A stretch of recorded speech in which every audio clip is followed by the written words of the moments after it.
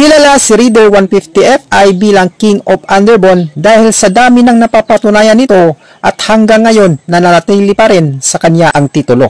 Pero sa video na to, pag-usapan natin ang bagong underbone na nilabas ni Kawasaki sa bansang Malaysia na kukumpleto sa 4 na naglalakihang brand ng motorsiklo. Si Honda na may Winner X, si Yamaha na may Sniper, at si Suzuki naman na may Raider 150, at ngayon si Kawasaki na may Kawasaki Modenas Z15 GT. Ito na kaya ang tatapos kay Raider 150Fi sa pagiging King of Underbone niya? Maagaw na kaya ang titulo kay Raider 150Fi? Yan ang aalamin natin sa video na to. Well, itong si Kawasaki Modenas Z15 GT ay may kabuang kargada na 149.5cc displacement. Ito ay naka 4-stroke, naka 4 valves, naka single cylinder, naka liquid cooled system, naka dual overhead cam, naka fuel injected at naka Euro 4 engine na siya.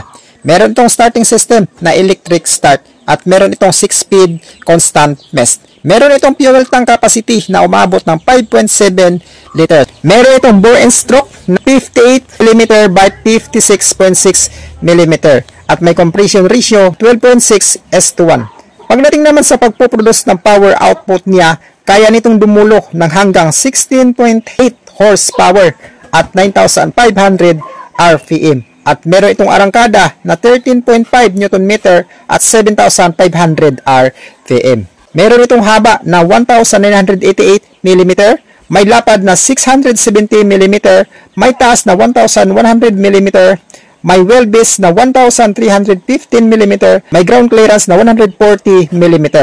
Meron itong taas na upuan 780 mm at mayroon itong kabuang bigat na umaabot ng 128 kilograms. Meron itong telescopic fork suspension sa harapan at naka-monoshock naman sa likuran. At pagdating naman sa kanyang gulong, meron itong lapad sa harapan na 90 by 80 by 17 at sa likuran naman na may lapad na 120 by 70 by 17. So mas malapad ang likurang bahagi niya compare natin sa harapan. So goods ito pang bangkingan. Pagdating naman sa braking system nito, naka-disc brake na siya sa harapan at saka sa likuran. At ang good news dyan mga idol, no? Naka-ABS version na siya sa harapan. So, goods na goods talaga pagdating sa kanyang stopping power.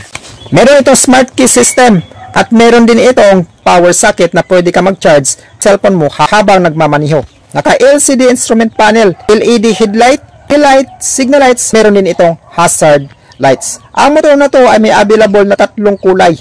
Nardo Gray, Graphite Gray, at Rosso Red. Pagdating naman sa presyo nito kapag dadalhin dito sa Pilipinas, aabot ito na nasa 120,000 pesos. Kaya kung interesado ka sa motor na to, ngayon pa lang pag-ipunan mo na. Kayo mga idol, anong masasabi nyo dito sa motor na to? Pa-comment nyo na sa comment section para mabasa natin. At kung nagustuhan mo naman yung video natin, huwag kalimutang i-hit ang subscribe button at i-click ang bell icon para lagi kang updated sa gagawin pa nating video. Hanggang dito na lang tayo. Kita-kits tayo sa sunod na video.